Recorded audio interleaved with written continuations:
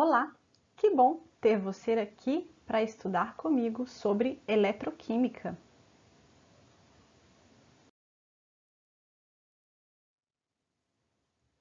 Eletroquímica é o estudo das reações químicas que produzem corrente elétrica ou são produzidas pela corrente elétrica.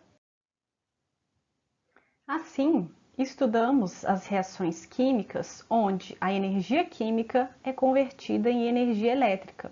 Esse processo é o que acontece espontaneamente em uma pilha. Também estudamos processos em que a energia elétrica é convertida em energia química. Esse processo é um processo não espontâneo e ele acontece na eletrólise.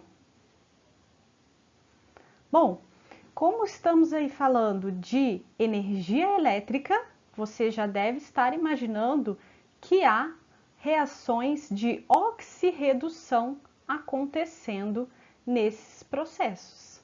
Fique ligado nesse vídeo. Aqui falaremos sobre pilhas. Para entender o que acontece em uma pilha, observe esse primeiro exemplo de reação química de oxirredução. Se nós colocarmos uma solução aquosa de sulfato de cobre e mergulharmos nessa solução uma lâmina ou uma chapa de zinco, com o passar do tempo, começa a haver uma solução com menos sulfato de cobre e um pouco de sulfato de zinco. Além disso, observa-se um depósito de cobre sobre a lâmina de zinco. E por que acontece isso? Isso acontece porque está havendo uma reação de oxirredução. E qual é a reação de oxirredução que está acontecendo nesse sistema? Bom, se a gente escrever na forma iônica, fica mais fácil de observar. O zinco, então, está sendo oxidado a zinco 2+, e o cobre 2+, está sendo reduzido a cobre 0. Ou seja, o zinco libera os elétrons e esses elétrons são recebidos pelo cobre 2+.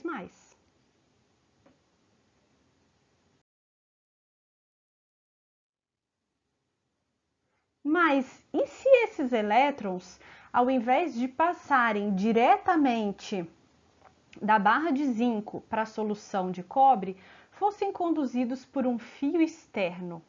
É exatamente assim que é a ideia de uma pilha. A montagem que veremos agora foi produzida por John Frederick Daniell em 1836 e por isso ela ficou conhecida como pilha de Daniell.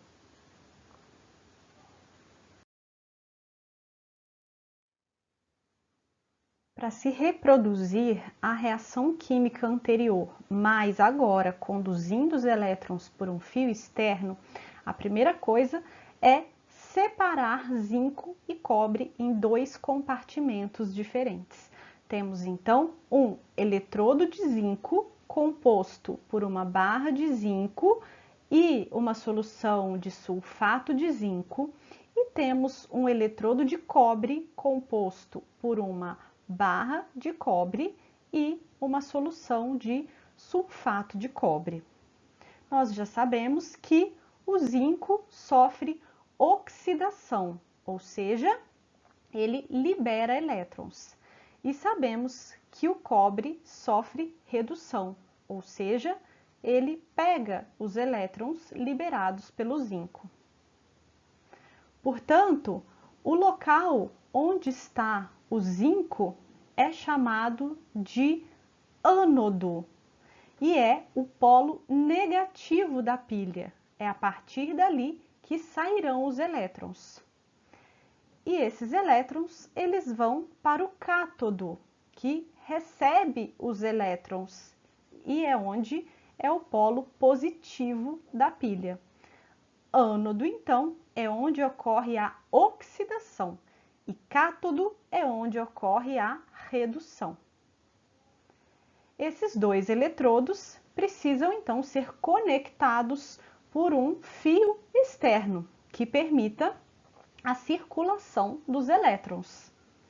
Esses elétrons, eles saem do polo negativo, que é o ânodo, e vão em direção ao polo positivo, que é o cátodo.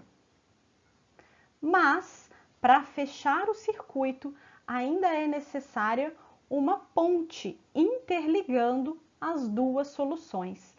Essa ponte, ela é preenchida com uma solução de cloreto de potássio, que é um sal. Portanto, ela recebe o nome de ponte salina. E o objetivo dessa ponte é manter o equilíbrio de cargas entre as soluções, como entenderemos logo. No caso do eletrodo de zinco, à medida que a reação de oxidação vai se processando, começa a haver então uma produção de zinco 2+, e começa a haver um acúmulo de carga positiva nessa solução. Portanto, a ponte salina irá enviar para esse lado ânions para manter o equilíbrio de carga. No caso do eletrodo de cobre, à medida que a reação vai se processando, esse cobre 2+, vai sendo reduzido e começa a haver uma diminuição desses íons em solução. Então, começa a haver uma diminuição da carga positiva nessa solução. E a ponte salina, então, atua enviando cátions para o eletrodo de cobre. Assim, está fechado o circuito e é possível agora acender, por exemplo, uma pilha. É importante observar que com o passar do tempo, no eletrodo de zinco, a placa ela vai sendo oxidada. Portanto, ela começa a diminuir de tamanho. E no eletrodo de cobre, à medida que vai se formando mais cobre, a placa começa a aumentar de tamanho. Então, no ânodo ocorre a corrosão e no cátodo ocorre a deposição de metal.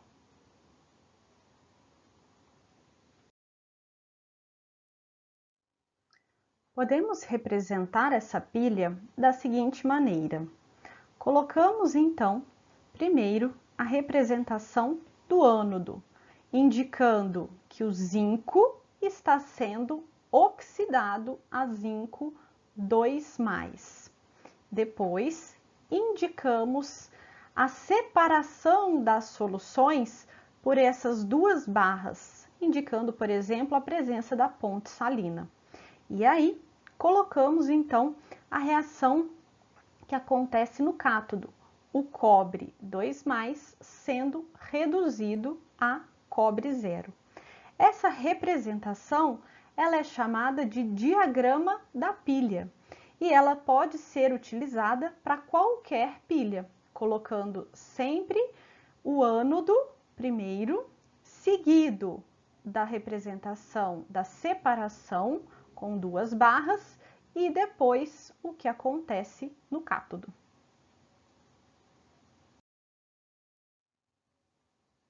Então, fica ligado.